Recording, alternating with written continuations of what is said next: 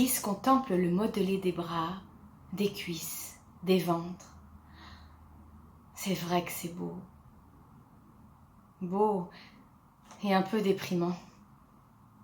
Il se sent lourd, gros, gras, laid.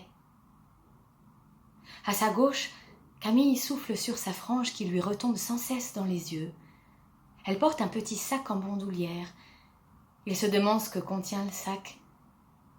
Un ticket de métro? Des clés? De l'argent? Comment glisse-t-elle le ticket dans la fente de la machine? La clé dans la serrure? Comment est-ce qu'elle paie? Alice se dit qu'elle non plus n'aurait pas été un bon modèle pour les sculpteurs. Ça le soulage. Ils arrivent aux antiquités grecques. La première statue est un torse sans tête.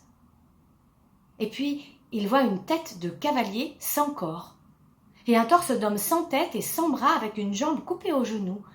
Des tas de statues auxquelles il manque des jambes, des bras, des morceaux de jambes ou de bras, des mains, des pieds.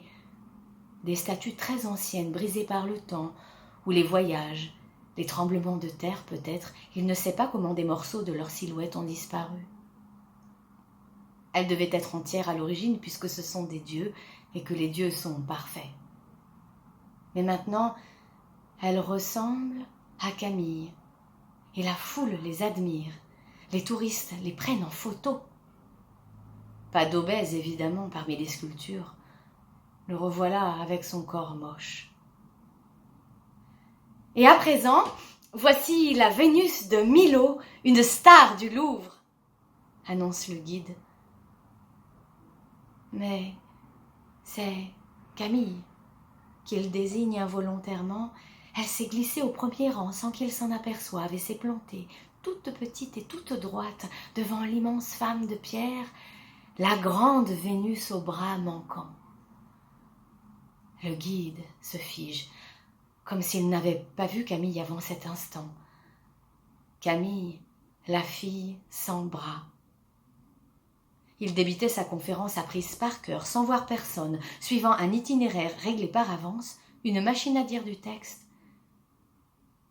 Il regarde Camille, qui regarde le visage de Vénus, 2,17 m au-dessus d'elle, immobile et muette. Le guide cherche des yeux le prof, ça se voit qu'il ne sait pas quoi faire. Le prof fait signe de continuer. La Vénus de Milo, donc, a été trouvée sur l'île de Milo, ainsi que son nom l'indique. Ses bras manquent, vous pouvez le constater. Elle est célèbre dans le monde entier à cause de son visage extraordinaire. Camille ne scie pas. Alice voit son menton levé, son corps figé comme un marbre. Alors Camille Berthier, une Vénus, il ne sait plus bien s'il doit la plaindre. Le visage est resté intact, balbutie le guide. Le visage, c'est le plus important. Ce visage est magnifique.